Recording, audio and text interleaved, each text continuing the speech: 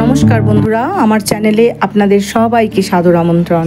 নিরামিষ দিনের জন্য পটলের একটি দুর্দান্ত স্বাদের নিরামিষ রেসিপি, পটলের ঝাল সর্ষে পোস্ত দিয়ে, যেটি গরম ভাতের সাথে খেতে দারুণ লাগে। শুধু সর্ষে পোস্ত দিয়ে না, আরও কিছু উপকরণ আছে, সেইগুলো দেখতে হলে ভিডিওটি স্কিপ না করে শেষ অবধি দেখার অনুরোধ রইল। আসুন তাহলে দেখে নেওয়া যাক আজকের নিরামিষ রেসিপি, পটলের ঝাল সর্ষে পোস্ত দিয়ে। এর জন্য আমি 500 গ্রাম পরিমাণ পটল নিয়ে নিয়েছি। পটলগুলো ভালো করে ধুয়ে খোসা ছাড়িয়ে নিয়েছি। প্রথমে পটলের দুদিকের বোটা কেটে ফেলে দিয়ে অল্প অল্প করে খোসা রেখে পটলটা ছাড়িয়ে নিয়েছি। পটলের দুপাশটা অল্প করে চিড়ে নিয়েছি, যাতে তেল মশলা ভালো করে ঢোকে। পটলগুলো পাশে সরিয়ে রেখে এখন একটি মশলা তৈরি করে নেব। তার জন্য একটি প্লেট নিয়ে নিয়েছি, ওর মধ্যে 2.5 চামচ পোস্ত নিয়ে নিলাম, আর নিলাম 2 চামচ সাদা সর্ষে। আপনারা সাদা সর্ষের পরিবর্তে কালো সর্ষেও নিতে পারেন। সঙ্গে নিয়ে নিলাম 5টা কাঁচা লঙ্কা। লঙ্কাটা আপনারা বুঝে দেবেন যে যেমন ঝাল খান।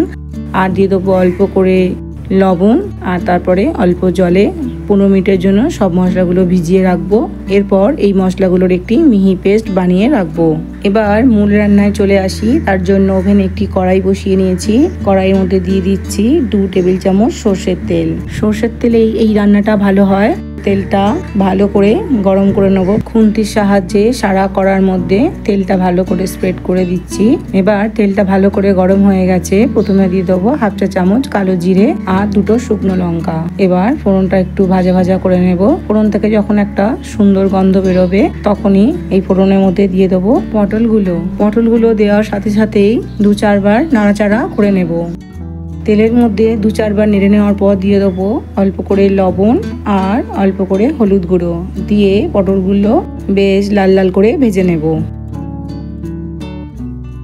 মিডিয়াম ফ্লেমে পটলগুলো উল্টে পাল্টে বেশ লাল লাল করে ভেজে নিয়েছি। এর থেকে বেশি লাল করব না, তাহলে পটল বেশি ভাজলে যে লাল লাল দাগ পটলের গায়ে হয়ে যায়, সেই দাগগুলো ধরে নেবে। তার আগে অবধি পটলগুলো ভাজা করব।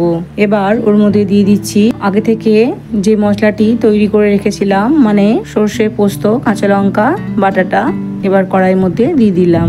এরপর দিলাম 1 চা চামচ হলুদ গুঁড়ো, 1 চা চামচ কাশ্মীরি লাল লঙ্কার গুঁড়ো। এবার দিয়ে দিচ্ছি স্বাদ অনুযায়ী লবণ। 4 টেবিল চামচ দই আমি ফেটিয়ে রেখেছিলাম, সেটা এবার কড়াইয়ের মধ্যে দিয়ে দিলাম। পটলের সর্ষে পোস্তর ঝাল বানাবার সময় টক দই সাধারণত দেয় না। টক দইটা দিলে এই রান্নার স্বাদটা দারুণ আসে। এবার সব একসঙ্গে ভালো করে কষিয়ে নেব। যেহেতু টক দই দিয়েছি, টক দই থেকে অনেক জল বেরোবে, তাই এখন মশলার বাটি ধোয়া জলটা দেব না। মশলার সাথে পটল কষাতে কষাতে দইয়ের জলটা অনেকটাই শুকিয়ে এসেছে, আর পটল মশলার সাথে ভালো করে কষানো হয়ে গেছে। এবার মশলা থেকে তেল ছেড়ে দিয়েছে। স্বাদে ব্যালেন্স আনার জন্য 1 চা চামচ চিনি দিয়ে দিলাম। এবার দিয়ে দিলাম মশলার বাটি ধোয়া জলটি। মশলাটি ভালো করে কষানো হয়ে গেছিল, সেই জন্যই এখন জল দিয়ে দিলাম। আমি আলাদা করে আর কোনো জল অ্যাড করব না, খালি মশলার বাটি ধোয়া জলটাই দিলাম, এটাই যথেষ্ট। মশলার বাটি ধোয়া জলটা দেওয়ার পর ভালো করে নাড়াচাড়া করে নিয়েছি। এরপর ফুটতে দিয়েছিলাম। ফুটতে ফুটতে এখন জলটা কমে গামাখা হয়ে গেছে। 5টা চেরা কাঁচা লঙ্কা দিয়ে দিলাম। এবার ভালো করে নাড়াচাড়া করে ওপর থেকে দিয়ে দেব কাঁচা সর্ষের তেল। আমি 1 টেবিল চামচের মতো কাঁচা সর্ষের তেল দিয়ে দিচ্ছি।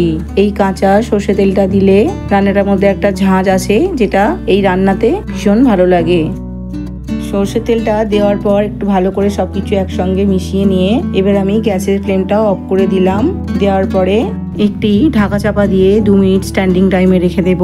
তারপর 2 মিনিট বাদে আমি গরম গরম ভাতের সঙ্গে সার্ভ করে দেব আজকে রেসিপি পটলের ঝাল সর্ষে পোস্ত দিয়ে। স্ট্যান্ডিং টাইমে রাখার পর দেখুন রান্নার সব তেলটা রান্নার ওপরে কিরকম ভেসে উঠেছে, আর গ্রেভিটা কত সুন্দর হয়েছে, আর পটলগুলো খুব ভালো করে সিদ্ধ হয়ে গেছে। রেসিপিটি অবশ্যই বাড়িতে ট্রাই করবেন ঠিক এইভাবেই, আর কমেন্টের মাধ্যমে জানাবেন কীরকম হয়েছে। রেসিপিটি ভালো লেগে থাকলে অবশ্যই লাইক করুন, শেয়ার করুন ফ্রেন্ডসের সঙ্গে, আর নতুন বন্ধু হলে চ্যানেলটি সাবস্ক্রাইব করে আমাদের পাশে থাকুন।